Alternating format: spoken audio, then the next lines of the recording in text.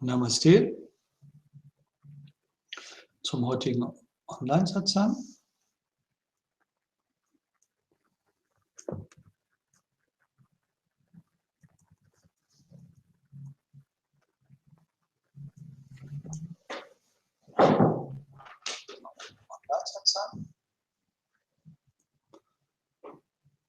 Wie immer beginnen wir mit ein wenig Stille.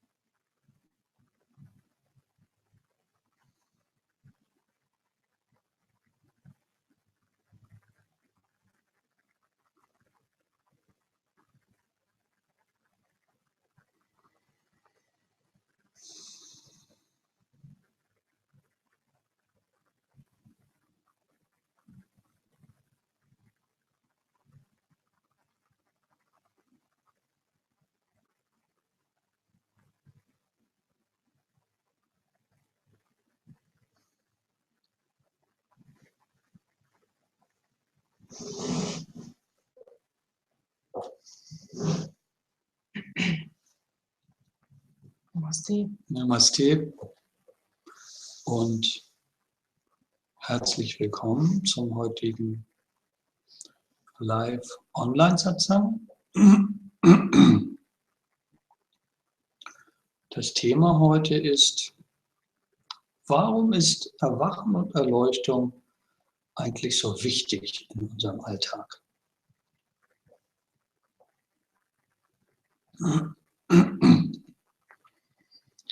Wie ihr wisst, ist Erwachen und Erleuchtung unser Hauptthema. Das Hauptthema von Ludmilla und mir.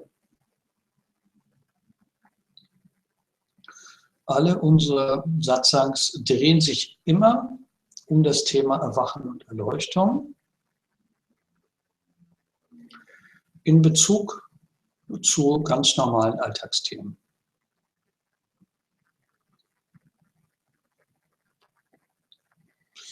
Warum ist Erwachen und Erleuchtung so wichtig für unseren Alltag?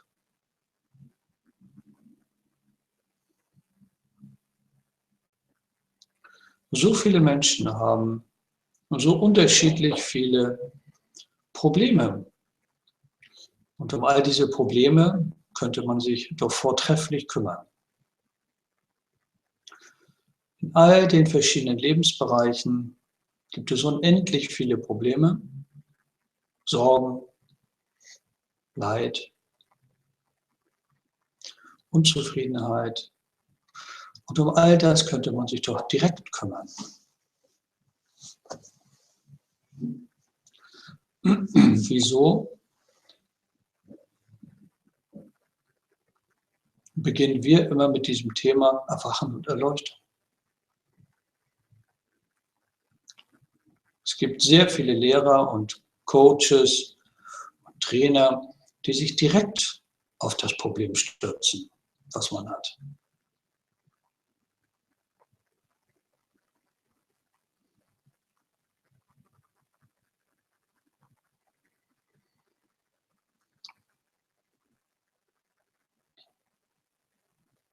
Wieso ist Erwachen und Erleuchtung uns so wichtig?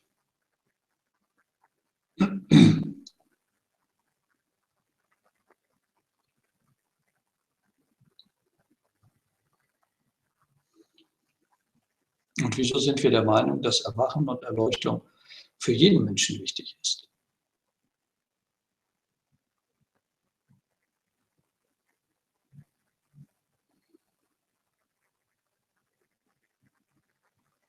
Darum soll es heute gehen.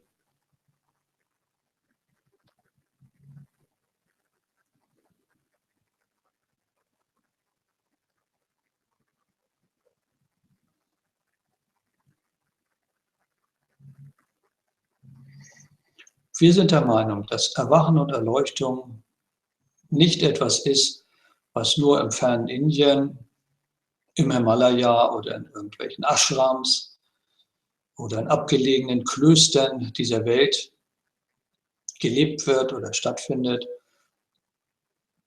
sondern wir sind der Meinung, dass gerade in unserer zivilisierten, hochzivilisierten, technischen westlichen Welt Erwachen und Erleuchtung dringend nötig ist und gelebt werden muss.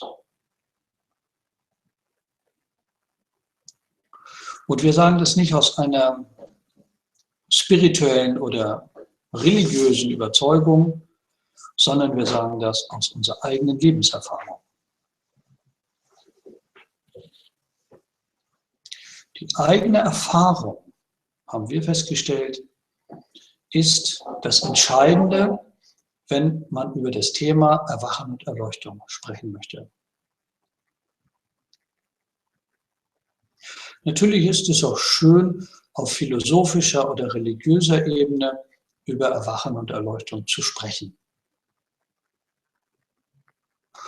Auch Non-Dualität-Talks sind sehr inspirierend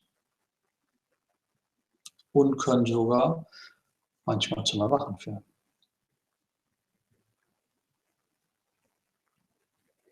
Darum geht es uns hier aber heute nicht.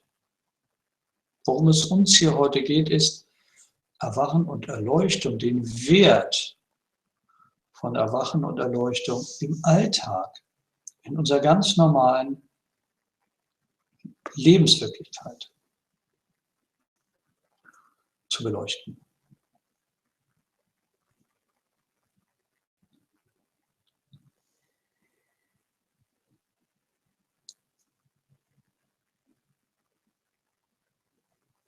Falls ihr Fragen zu dem Thema habt oder Anregungen oder Ideen, könnt ihr das gerne in den Chat rechts in das Chatfenster reinschreiben. Dafür müsst ihr mit eurem Google-Account angemeldet sein. Dann geht das.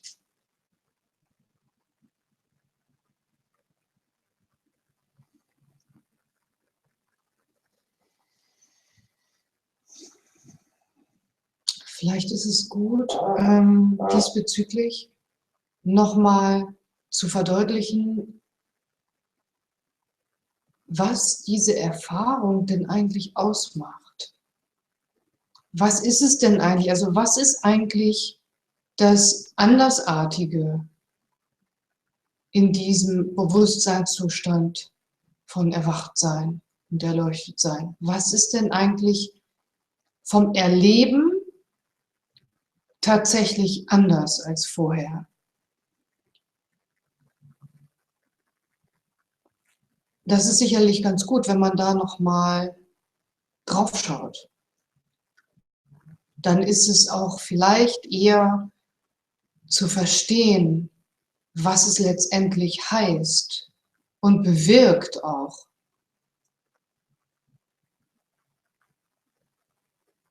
Es wird ja immer davon geredet, von Befreiung wird geredet. Es wird geredet von, die Trennung fällt weg. Und das sind ja erstmal nur so Wörter. Aber wie fühlt sich das eigentlich wirklich an, wenn das gelebt wird, ist ja die Frage. Und inwiefern ist das überhaupt vorstellbar, ohne eine tatsächliche Erfahrung davon? In diesem ungetrennten, also in diesem getrennten Erleben ist die Vorstellung von Ungetrenntsein gar nicht wirklich vorstellbar, weil der Verstand kann das natürlich gar nicht sich erdenken. Erst wenn eine Erfahrung diesbezüglich gemacht wird, kann man ja wirklich davon reden oder davon berichten auch und es nachempfinden und verstehen, was jemand erzählt, der von dieser dauerhaften Ungetrenntheitserfahrung berichtet.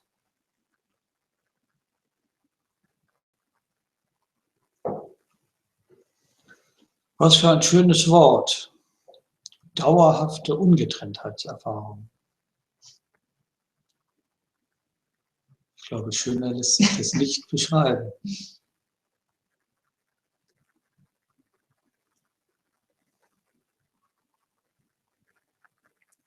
Ja, und was ist eigentlich wirklich damit gemeint? Das sind manchmal so Schlagwörter, die werden einfach so da reingeworfen und jeder weiß irgendwie, ja, das kenne ich, das habe ich schon oft gehört.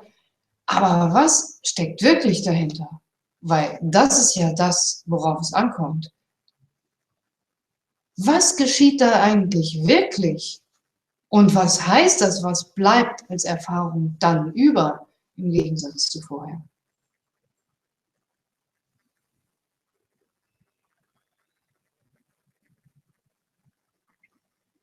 Menschen haben in ihrem Leben so unzählige, viele Probleme und Sorgen und Bekümmernisse und Leid. Und die Erfahrung dieses Leides ist eine sehr konkrete Erfahrung.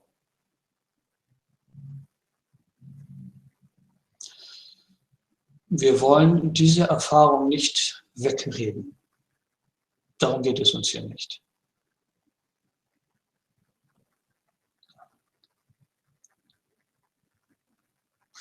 Der normale Weg, mit diesen Sorgen und diesem Leid umzugehen, ist natürlich der, dass man das Problem identifiziert, benennt, ausmacht und versucht zu lösen. Und wenn das Problem gelöst ist, das Problem, was zuständig ist für das ganz klar empfundene Leid,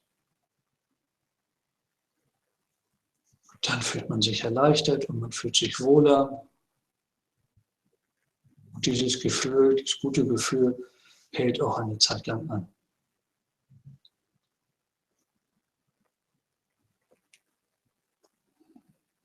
Und so kommt das immer wieder. Das ganze Leben ist eine Anhäufung von mehr oder weniger großen Bedrängnissen und Sorgen und Problemen, die irgendwie immer wieder kommen und nie aufhören.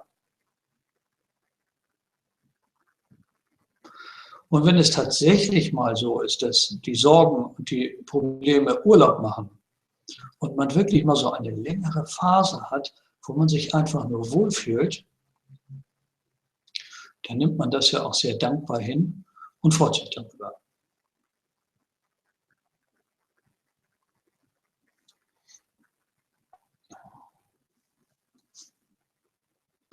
Erwachen und Erleuchtung geht anders ran, an das Leid und an die Probleme und an die Sorgen, die wir Menschen haben.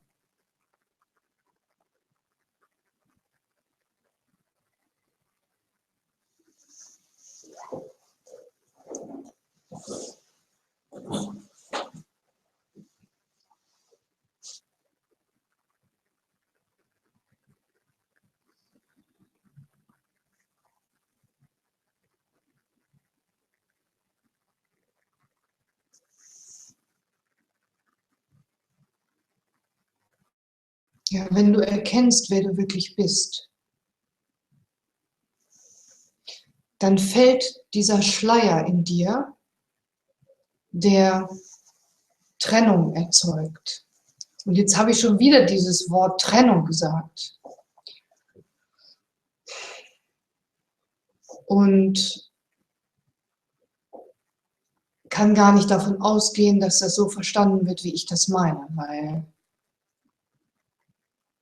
es ein hauchdünner Schleier ist, der wegfällt in dir, wenn du erwachst.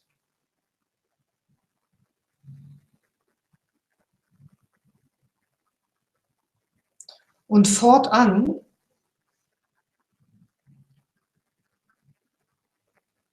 stellst du die Dinge nicht mehr außerhalb von dir zum Erreichen, zum Greifen hin, zum Folgen hin, sondern alles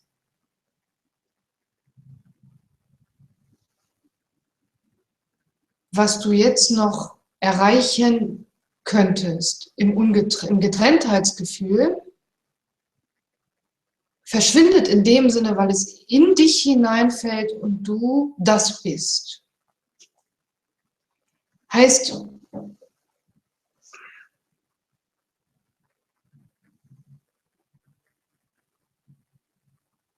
es gibt dann nicht mehr den Zustand,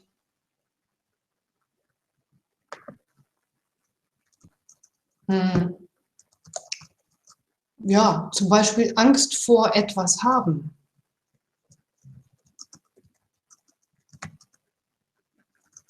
Oder, ja, irgendwelche Attribute, die man sich ausdenken könnte, denen man folgen würde.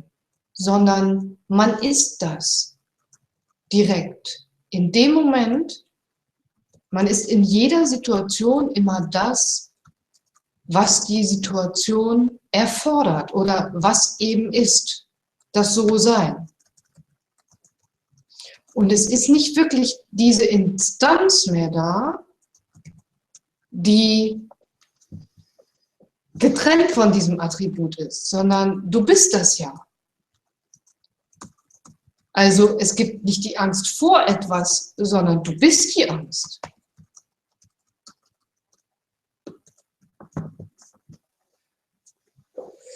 Du hast auch nicht mehr die Verantwortung, sondern du bist die Verantwortung. diese Instanz, die etwas erreichen möchte, die irgendwo hingreift, um etwas zu tun, verschwindet in dem Sinne, dass dieses Subjekt mit dem Objekt verschmilzt.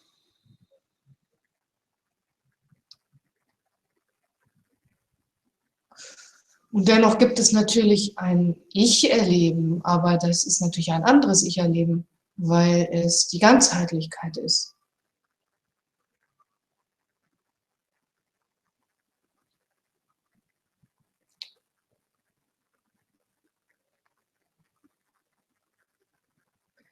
Und es ist ein Freisein von Selbstkritik, von Bewertung dir selbst gegenüber.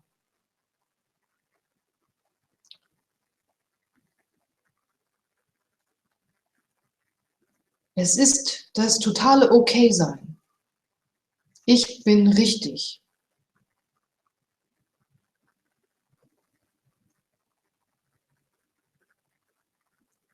Keine Zweifel mehr, keine Selbstzweifel.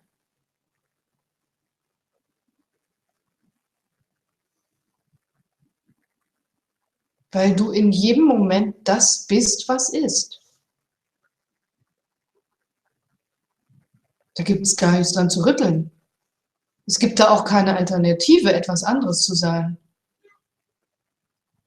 Das ist so gesehen simpel und sehr befreiend, weil es gibt nichts, was in dir rüttelt und sagt, es sollte anders sein.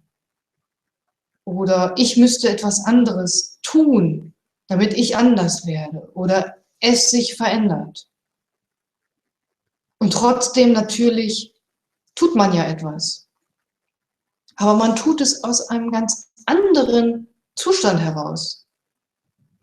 Ein Zustand von Ganzheitlichkeit. Und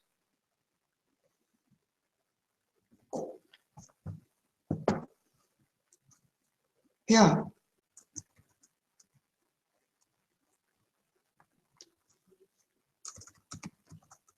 es ist tatsächlich mit diesem Wort der Ungetrenntheit schon ganz gut beschrieben. Nur sind diese Worte so, weil sie so oft verwendet werden, auch ein bisschen wie so Floskeln, zu Floskeln verkommen oder so, dass man eigentlich gar nicht mehr wirklich versteht, was damit eigentlich gemeint ist.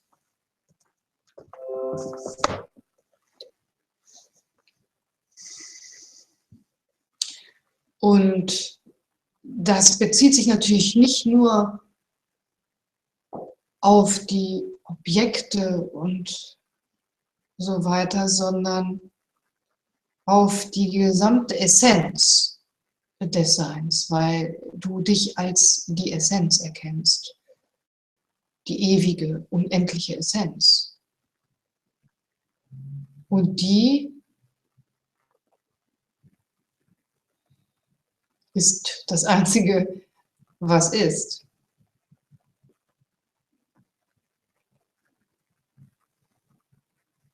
Erwachen und Erleuchtung ist das Erkennen dieser ewigen Essenz. Erkennen ist nicht ganz das richtige Wort, weil die ewige Essenz, also das, was du wirklich bist, kann nicht erkannt werden. Alles, was erkannt werden kann, liegt im relativen Bereich der Schöpfung, des Lebens, gehört zum relativen Bereich des Lebens, der Existenz. Die ewige Existenz ist jenseits davon. Man könnte auch sagen, außerhalb davon. Und in dieser Ebene der Existenz, die ewig ist keine Erfahrung möglich. Es ist ein Seinszustand. Es ist ein Zustand, den du bist. Wenn du also erwachst, dann wechselst du mit deinem ganzen Seinszustand rüber in die Essenz des Lebens hinein. Das, was du wirklich bist. Ja, und du bist das natürlich schon jetzt, weil es gibt ja nichts anderes, aber es geht ja um die Erfahrung. Ja, erst wenn du das erfährst, diesen Switch, wird es dir bewusst. Dein kleines Ich verschmilzt mit dem großen Geist.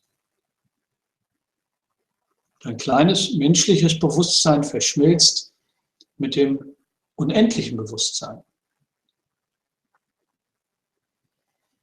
Und Erkennen ist natürlich immer auf der Ebene des Kleingeistes nur möglich, weil der große Geist in sich selbst alles weiß. Bewusstsein, reines Bewusstsein weiß in sich selbst alles. Gott in sich selbst weiß alles. Allwissenheit.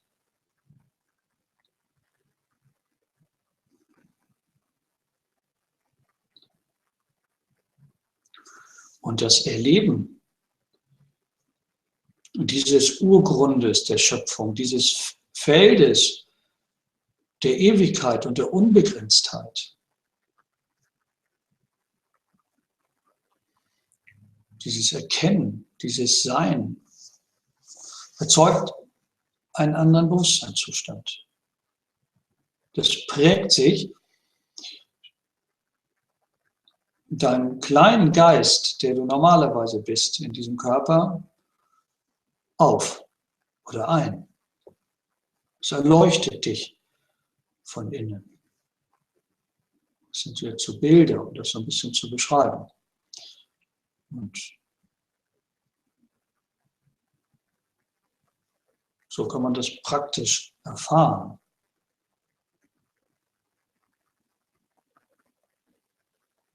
Und wenn man das so erfährt in seinem täglichen Leben, dann ist da auch kein Zweifel mehr.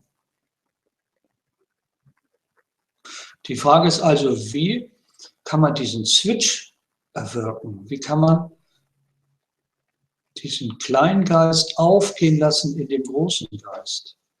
Wie kann der Tropfen Wasser wieder in den Ozean zurückkehren?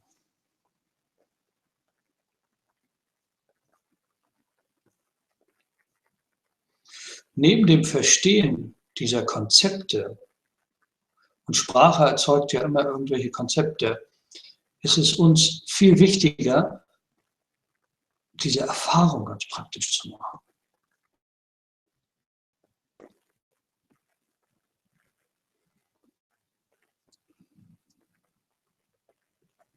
Unser Wunsch ist es, und deshalb sprechen wir heute über dieses Thema, euch mitzunehmen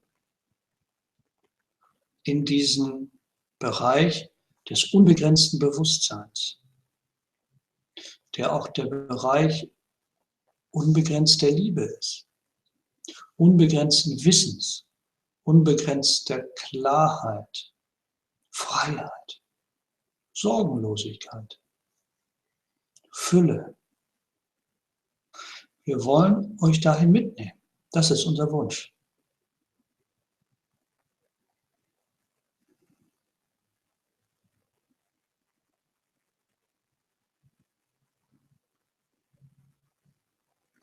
Wir sehen, dass das nur ein hauchdünner Schleier ist, der diese beiden Welten oder diese beiden Bewusstseinszustände voneinander trennt. Ein hauchdünner Schleier. Unwissenheit, ein ganz wenig Unwissenheit. Mit einem doch so großen Effekt. Ja, und das hat so einen riesigen Effekt. Das ist so, als wenn man auf dem Sofa liegt und so wegnickt, kurz einschläft. Das ist ganz wenig nur, dass man so ein ganz klein bisschen einschläft. Aber es hat so einen riesen Effekt. Dieser zarte Unterschied zwischen Eingeschlafensein und Wachsein.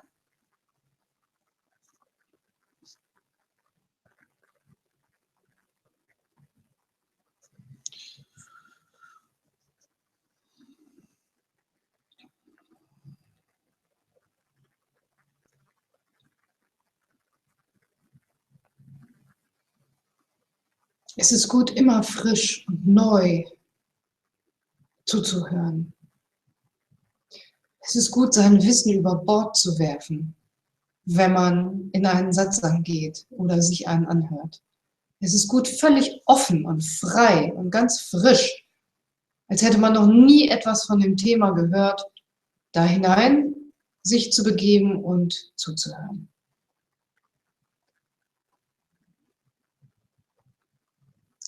Und auch alle Erwartungen loszulassen, sich einfach zurücklehnen und schauen, zuhören.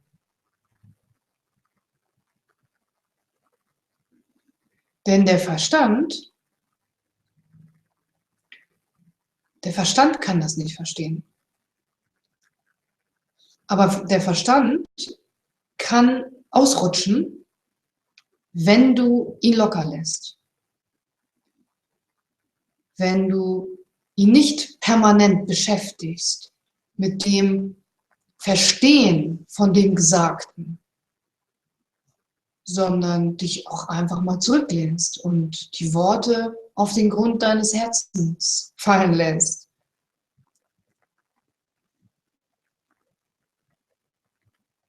Denn was gibt es schon zu gewinnen für dich?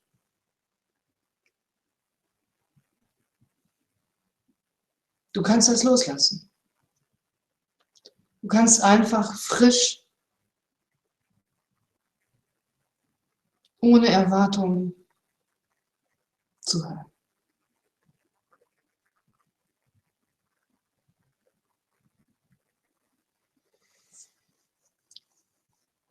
Diese ganzen Probleme, die wir im Leben haben als Menschen, erscheinen uns das Hauptthema zu sein. Unsere ganzen Ängste und Sorgen und Nöte und das ganze Leid, das scheint ganz offensichtlich das Hauptthema zu sein. Und das ist nicht das Hauptthema. Das Hauptthema, das eigentliche Hauptthema, ist dieser Schleier der Unwissenheit, der zwischen diesen beiden Bewusstseinszuständen liegt. Wo wir so einen Hauch eingeschlafen sind, aber voll aktiv, und wo wir erwacht sind. Alle unsere Probleme sind nur ein Ausdruck, eine Widerspiegelung dieses hauchzarten Schleiers. Aber wir konzentrieren uns nicht auf diesen hauchzarten Schleier, den wir wegziehen müssen, sondern wir konzentrieren uns auf diese Widerspiegelung, auf diese irrsinnig vielen individuellen, unterschiedlichen Probleme. Und unser ganzes Leben beschäftigen wir uns nur damit. Wie in so einem Beispiel aus der Botanik, wo ein Baum krank geworden ist und wir fangen an, jedes einzelne Blatt, was da welk wird, zu polieren. Jedes einzelne Blatt bewässern wir und führen ihm Feuchtigkeit zu und wischen es trocken und sauber von beiden Seiten. Und Millionen und Abermillionen Blätter an diesem Baum. Was wir aber in Wirklichkeit machen müssen, ist die Wurzel bewässern und mit Nährstoffen versorgen, damit der ganze Baum kraftvoll wird und erblüht. Das ist bei uns Menschen genauso. Die Wurzeln unseres Lebens, die Wurzeln unserer Existenz, die Wurzeln unseres Seins sind nicht im sichtbaren oder hörbaren Bereich unseres Lebens, sondern sie sind im unsichtbaren Bereich unserer Existenz. Man könnte sagen, sie sind im tiefsten Innersten. Ne?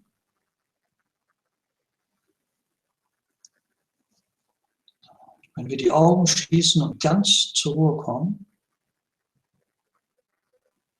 der Geist ganz zur Stille kommt,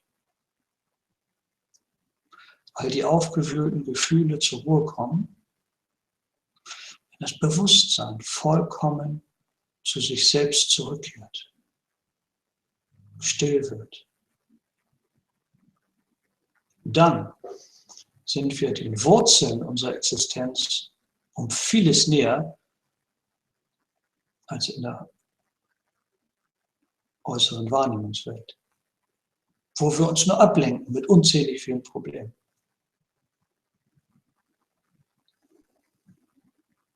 Wir müssen zu unseren Wurzeln zurückkehren und dürfen nicht aufgeben, täglich diese Wurzeln zu wässern.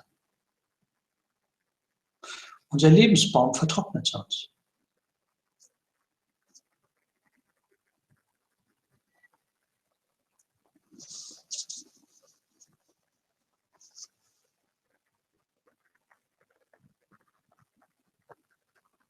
All unsere Probleme lösen sich automatisch mit dem Wegziehen des Schleiers der Unwissenheit auf.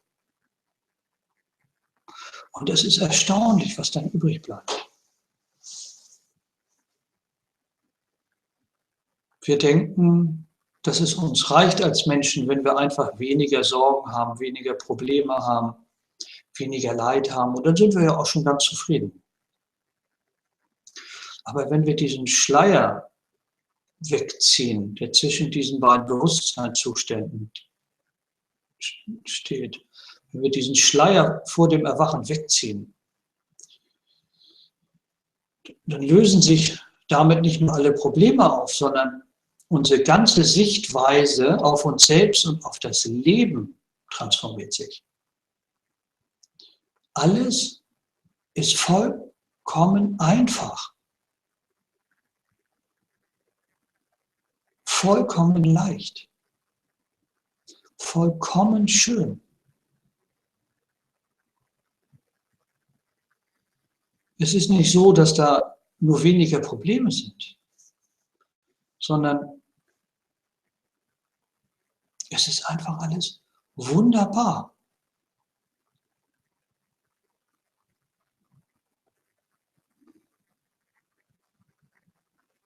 Und das ist unser natürlicher Zustand. Es ist nicht unser natürlicher Zustand, in so einem halb eingeschlafenen Zustand rumzulaufen und uns dann an jedes mögliche Problem anzuheften.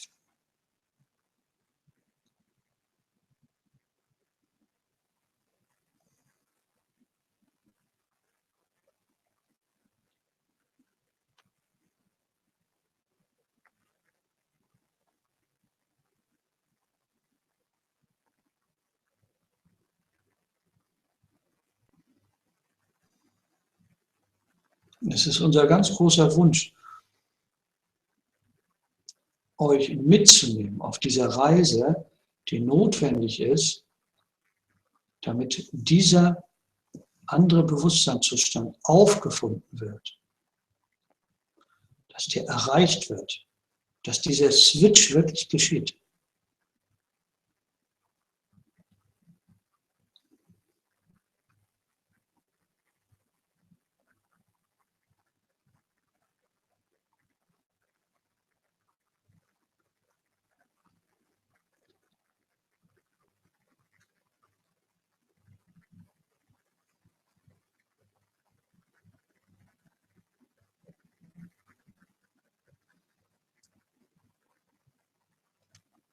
Man sollte auf jeden Fall das Leben nicht dabei vergessen.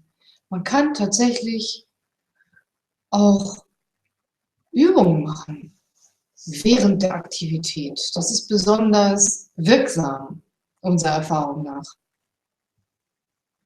Dass wir nicht meinen, wir müssten das im Rückzug aus dem Leben alles verwirklichen, uns selbst verwirklichen, sondern dass wir wissen, nein, in der Aktivität draußen, in der Welt, im Handeln, geht es genauso gut. Und es geht teilweise vielleicht sogar leichter oder schneller, weil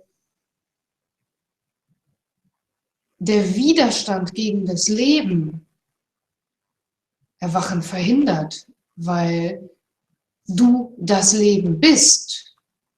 Du verhinderst dich selbst, wenn du dich im Widerstand mit dem Leben befindest. Und deshalb ist es gut,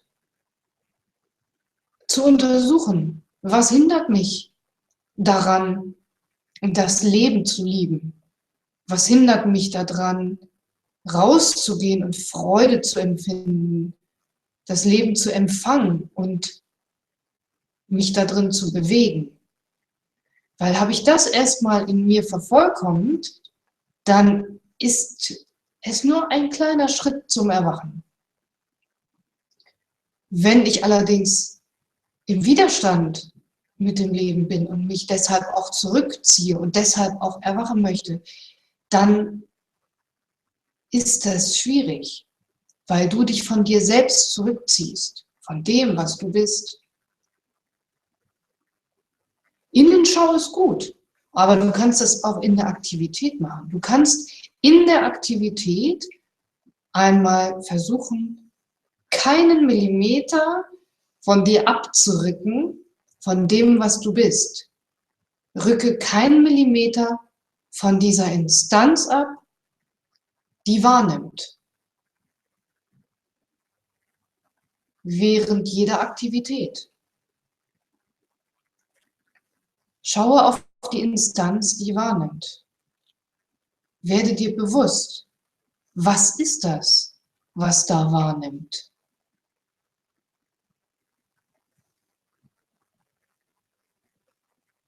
Und richte die Aufmerksamkeit darauf. Nicht auf das Wahrgenommene, draußen, scheinbar, sondern auf das, was wahrnimmt.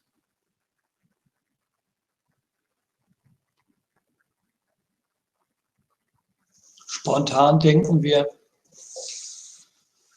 das, was wahrnimmt, das bin ich. Und das, was da draußen ist, das sind die Objekte der Wahrnehmung.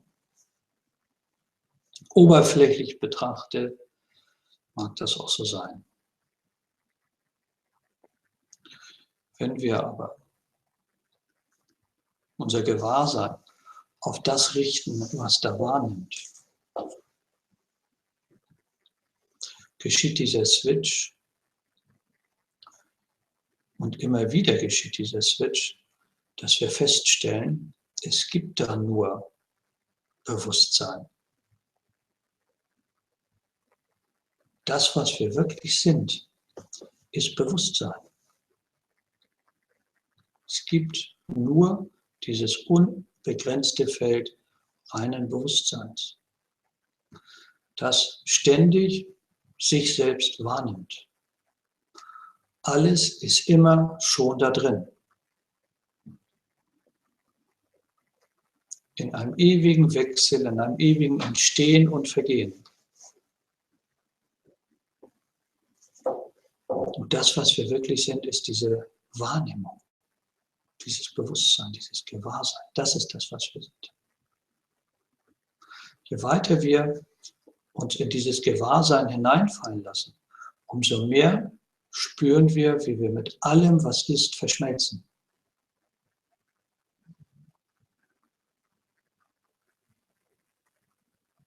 Einheit. Das bedarf manchmal einer gewissen Übung, immer wieder zurückzukehren in diesen Zustand der Einheit, um sich darin zu verankern. Um dieses Gefühl der Unendlichkeit und Ewigkeit und Unbegrenztheit hineinzutragen in das alltägliche Leben. Schritt für Schritt. Manchmal braucht es da mehrere Schritte. Ein Reintauchen und wieder rauskommen. Reintauchen und wieder rauskommen. Es ist wie das Bewässern der Wurzel. Es muss regelmäßig geschehen, damit der Baum kräftig und gesund bleibt. Verliert euch nicht in den Problemen, die ihr wahrnehmt. Haftet nicht an dem, was scheinbar geschieht. Das taucht auf und vergeht wieder. Wenn ihr merkt, dass ihr euch da anhaftet, setzt euch hin und löst euch. Lasst los und erinnert euch daran, wer ihr wirklich seid. Taucht ganz tief ein in diesen inneren Schatz und verankert euch da drin. Und geht dann zurück wieder in die Aktivität. Ganz behutsam, ganz sanft.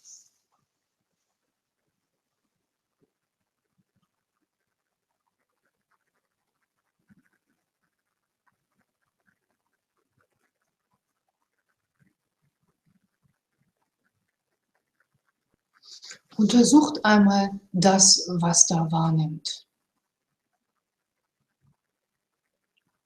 Was hat das für eine Qualität?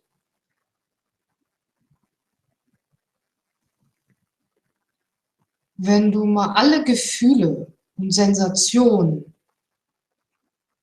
wegnimmst, wenn die alle mal weg sind, was bleibt denn über? Und das, was da überbleibt, was hat das für eine Qualität? Hat es eine Qualität? Wie kann man das beschreiben? Was ist die Erfahrung von dem, was überbleibt, wenn du alle Sensationen wegnimmst?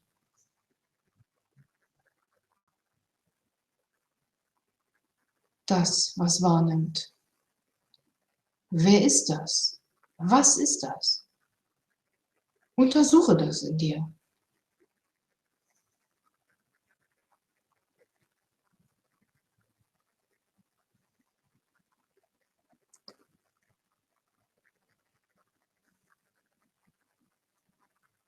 Und diese Untersuchung kann man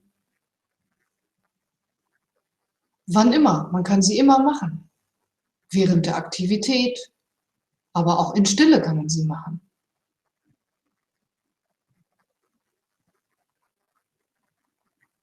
Man kann sie auch machen, während man sich um Dinge kümmert, die zu tun sind.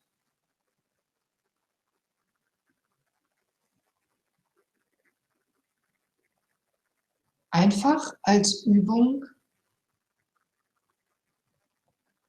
an dem dran zu bleiben, was du wirklich bist. Und dich nicht zu verlieren in dem, was scheinbar außerhalb dir dann wichtiger erscheint.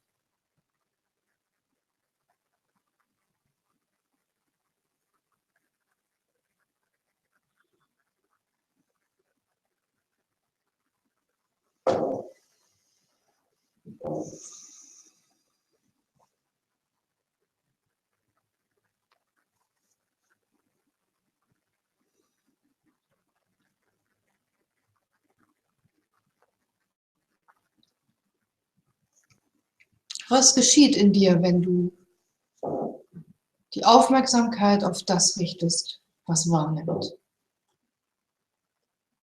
Schau einfach mal nach. Was geschieht? Verändert sich irgendwas?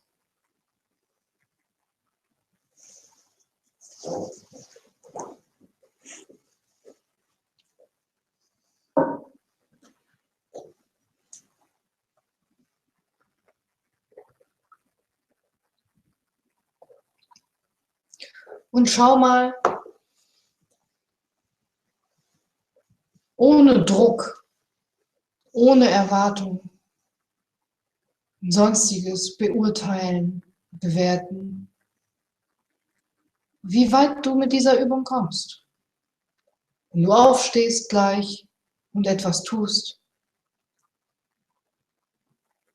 wann verlässt es dich, das Gewahrsein dessen, was du bist? Dieser Wahrnehmende, diese Instanz des Wahrnehmenden.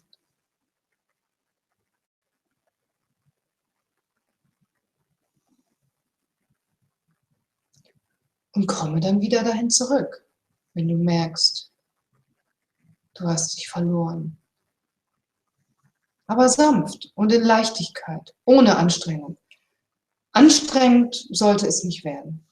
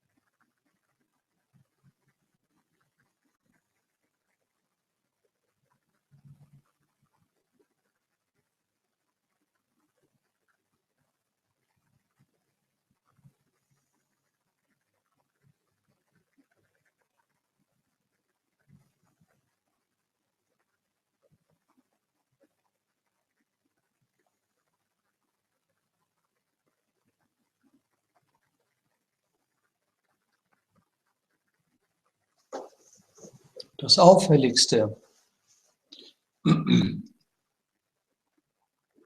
erleben,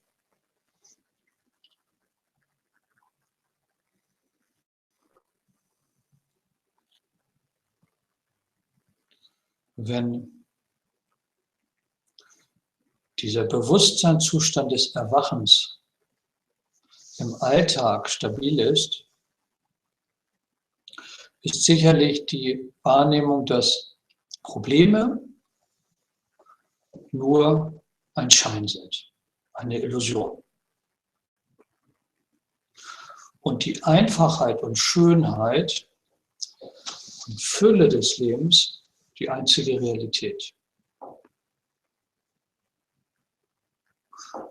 Und das ist deshalb so eine gravierende Erfahrung, weil wir ja unser ganzes Leben lang gewohnt sind, genau umgekehrt das Leben zu sehen. Wir sehen ja im normalen Leben immer alle Probleme als ganz real an und das Glück ist immer flüchtig. Und Erwachen und Erleuchtung ist deshalb so etwas dramatisch Wichtiges, weil dieses Verhältnis sich umswitcht. Es wird schlagartig gesehen, dass alle Probleme nur Illusion sind. Und das ganz einfache, zufriedene, glückliche Leben die einzige Realität, die es gibt. Und wenn ihr euch das immer bewusst macht, dann bekommt ihr schon so einen Hauch dieser Ewigkeit zu spüren. Wenn ihr einfach daran glaubt und schon mal, dass alle Probleme nur eine vorübergehende Erscheinungsform sind und keine eigene Realität haben, aber glücklich sein und Liebe eine dauerhafte Realität ist, die dauerhafte Realität, die einzige, ja, dann trägt sich manches Problem schon viel leichter.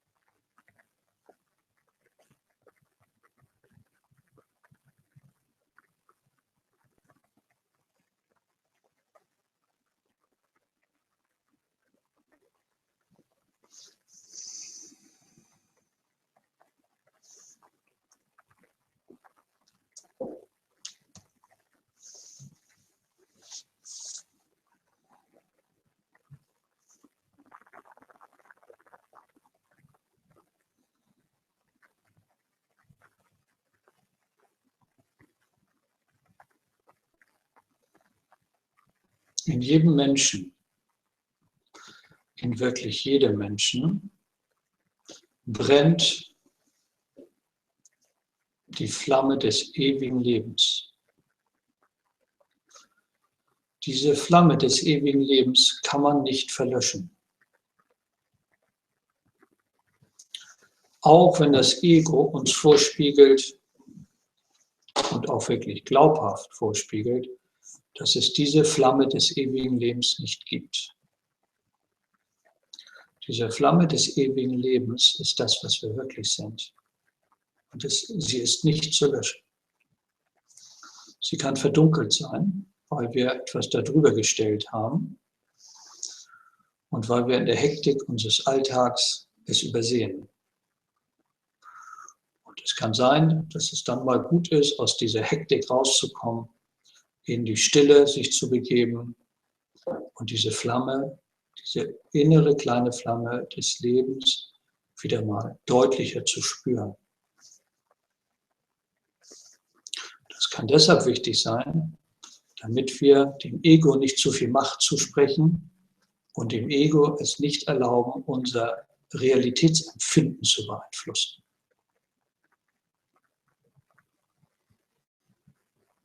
Wenn das Ego uns vollständig eingegarnt hat mit seinen Illusionen, mit seinen scheinbaren Realitäten, kann es sein, dass wir unsere eigentliche Realität ein wenig vergessen haben im Alltag.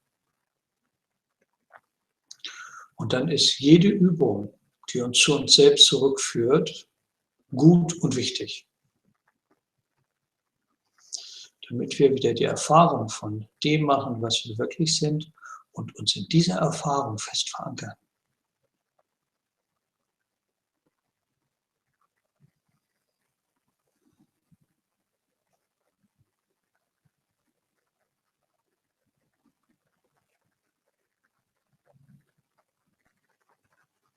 Ja, manchmal glauben wir dem Ego, manchmal fallen wir auf die Tricks des Ego herein. Und dann ist es gut, wenn wir uns zumindest vom Verstand her sagen können, stopp, das ist nicht die einzige Realität. Nur weil ich da im Moment drin gefangen bin, heißt das nicht, dass das die einzige Realität ist. Es gibt da etwas viel Größeres in uns und auch außerhalb von uns,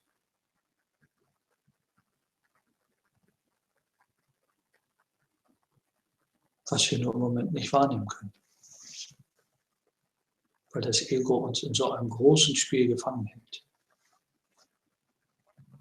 Es ist auch okay, wenn wir dem Ego dann mal huldigen und ihm ein ganz großes Okay dafür geben, für das Schauspiel, was es da aufführt. Aber es ist auch gut, wenn wir uns immer wieder sagen, nein, das ist nicht das einzige Spiel, die einzige Realität, die hier läuft. Das ist nur ein Film. Da gibt es noch mehr.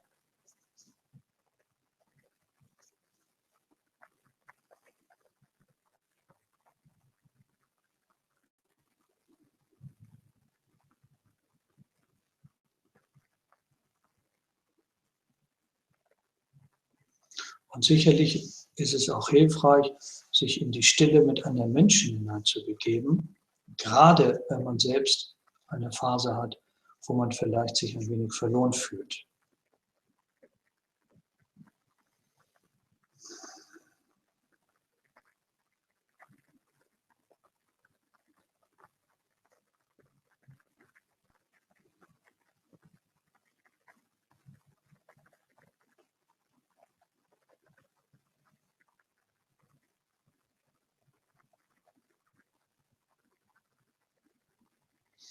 Unser großer Herzenswunsch ist es, dass ihr alle aus eurem Karma herauskommt und euch vollständig davon befreit und wirklich erwacht.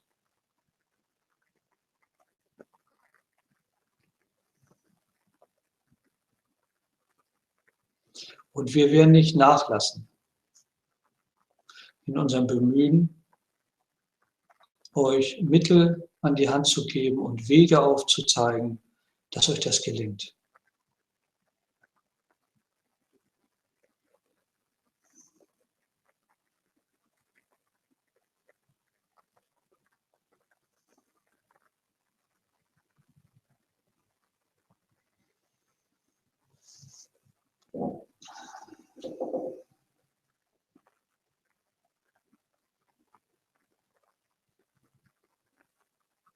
Für heute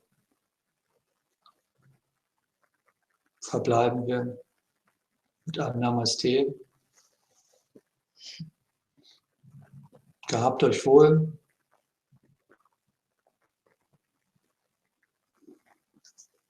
Bis nächste Woche.